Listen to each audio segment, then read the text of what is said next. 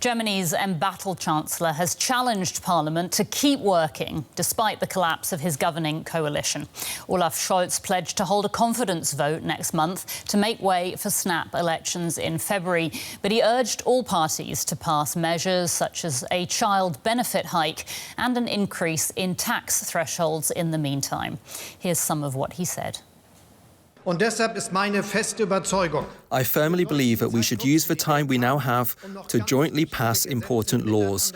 Laws for our citizens that cannot be delayed. Laws that are necessary. I believe we must show the country that we can do this. And DW Political Correspondent Hans Brandt joins me here in the studio now to talk about what we heard from Olaf Scholz today. So, Hans, talk to us about his main messages, because, of course, he was talking to Parliament, but he was also talking to potential voters, wasn't he? Well, to Parliament, the message was, let's try and keep working until the new election. Let's try and make sure that this is not a lame duck Parliament, that we can convince voters, show voters that we are still able to act, that we're still able to pass laws that are of crucial importance. Of course, there are a couple of laws that will most likely not be passed, including a budget for next year, because they would need agreement by the opposition, and this is the kind of law that the opposition would not agree to. But opposition leaders did say that there are a couple of laws that have been prepared over the last few months that will in fact be passed in the next few weeks and a couple of months. And then Scholz addressed voters, indeed, and basically what he was saying is that he would try to ensure in future, now and in future, that there was not a kind of either-or alternative between spending money on things such as security, but not on social security, spending money on helping Ukraine, but not on improving infrastructure in Germany.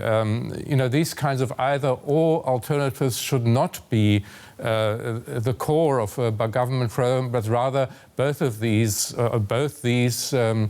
goals of governing should be possible. It should be possible to combine them. So really he's saying if people continue to elect the Social Democrats, to vote for the Social Democrats, basically their pensions are secured, their unemployment insurance will be insured, their health insurance will be insured. It's that kind of classic social democratic offering that he made to voters today. OK, so given that the election is going to be happening next February, did you get the sense that campaigning has started already from Scholz's tone? Absolutely, yes. It was, there were obviously attacks on the opposition, especially also on that party that left his government now, that led to the collapse of the government, the liberal Free Democrats, but also on the more conservative opposition. At the same time, Scholz did say that not only do we need cooperation now in this parliament, where he has only a minority, is in a minority government, cooperation between all democratic parties, but he said even after the election, that kind of cooperation will be necessary. And indeed, there's very likely to be another coalition government, but with most likely the Conservatives in the lead. Still, they will have to agree then with other parties as well. OK, we'll have to leave it there, Hans, but thank you so much for that. DW's political correspondent, Hans Brandt.